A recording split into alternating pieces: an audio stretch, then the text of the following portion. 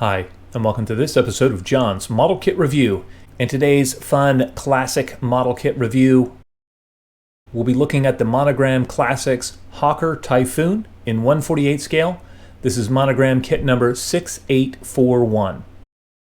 This kit features cool, nostalgic box art, and although this particular boxing was produced in 2000, the original moldings for this kit were produced much earlier. So this is truly a classic kit. In this review, I'll give a brief history of the Hawker Typhoon. We'll also go through the kit instructions, and we'll talk about any problem areas to watch out for. I'll talk about the fit and clarity of the clear parts. We'll look at the surface detailing on the exterior of the kit. We'll also look at the interior detail, as well as the detailing on the smaller bits like the landing gear. We'll also talk about the fit of the major parts, and I'll give my conclusions at the end. And we'll be asking the question, with the new Hawker Typhoon kits available from Hasegawa, is this classic kit still worth building? The Hawker Typhoon was primarily designed as an interceptor aircraft, but it really didn't live up to expectations as the planned successor to the Hawker Hurricane fighter. The Typhoon program was really plagued with problems, everything from the structural failure of the tail section on the aircraft to a very unreliable 24-cylinder H configuration engine. And ultimately what limited the performance of the Typhoon was an overly thick wing. Because of these difficulties, the Typhoon program was almost canceled, but later on it was modified and adapted to a new role as a low-level interceptor.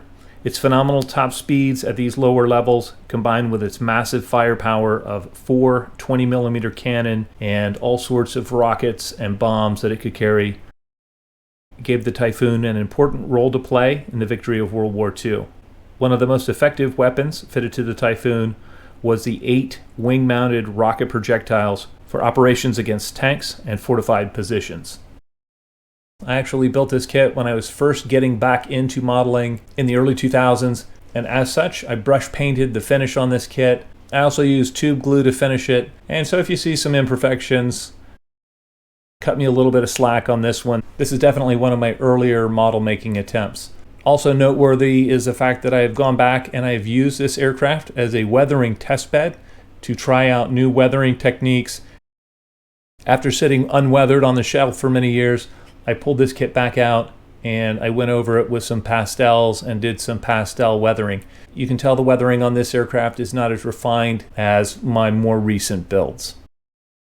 Looking at the kit instructions in steps 1, 2, and 3, we're installing parts on the right fuselage half. We're also placing the pilot in the pilot seat and attaching that to the right fuselage half. I would highly recommend using the pilot figure on this kit since the rest of the interior is very simplified. In steps 4 through 6, we're joining the fuselage halves around the interior. We're also installing the cockpit floor and control stick. And in step 6, we are building the wing assembly. In steps 7 through 9, we are installing the wing assembly to the airframe. We are also building the main landing gear and installing that on the underside of the wing. And step 9 covers the optional rocket projectiles if you want to mount those on your kit. Looking at the fit of the wings to the fuselage, even though I built this kit without any filler, I didn't really have any issues with the wing roots. There's just a minor gap at the rear of the lower wing where it blends into the fuselage. The detail on the landing gear and the interior of the wheelbase is somewhat basic, but I think it looks acceptable for the scale, and the good news is on the shelf you're really not going to see that lack of detail. And in steps 10 through 13 we are mounting the prop. In step 11 we're adding the landing light and wingtip light covers. We're adding the tail planes in step 12. And in the final step of construction, which is 13, we are adding the clear parts to the fuselage. The fit on the tail planes was nice. Another highlight on this kit is the clear parts. They're transparent, they're thin, and they fit nicely. The surface detail on this kit consists of fine raised panel lines and fine raised rivets. It is indented where the control surfaces are, and honestly, under a coat of paint, it really doesn't look too bad.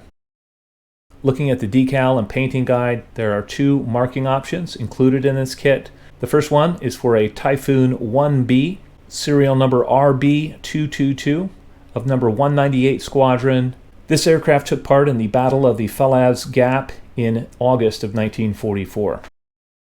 The second marking option, and the one that I went with, was a Typhoon Mark 1B, the serial number JP149.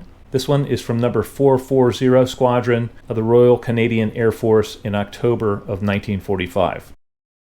The decals themselves performed flawlessly. They went down very nicely. I had no issues with silvering. And to me, it's surprising how good the decals are on these older Monogram kits compared to much newer Tamiya and Hasegawa kits. Overall, this kit gave me no issues at all in construction. It's really a very simple kit. It has a very low parts count, and this kit would be appropriate for modelers just getting back into the hobby, as I was when I built it, or younger modelers looking to tackle their first 1/48 scale aircraft build. If you're a more experienced model builder, these kits are nice nostalgia builds, and they're the kind of kit that you can finish in a matter of a couple of days. I would say detail-wise, the Hasegawa kits are a much nicer product. You have a lot more interior detail. You also have the recessed panel lines on the Hasegawa kits. With that said, the Hasegawa kit is a more challenging kit, especially due to the fact that there are some inserts on that kit. Unfortunately, on the Hasegawa kit, the seams for the inserts don't line up with panel lines, so there's some additional difficulty involved in getting the fuselage seams correct around the cockpit area. This Monogram Classics kit is a very simple build. I like the fact that there are no inserts on the fuselage, and it goes together very quickly and easily. Alright, I'd love to know what you guys think. If any of you out there have built one of the Monogram Classics Hawker Typhoon previously, please feel free to comment in the comment section below. As always, I hope you found this video entertaining and informative, and until next time, model on.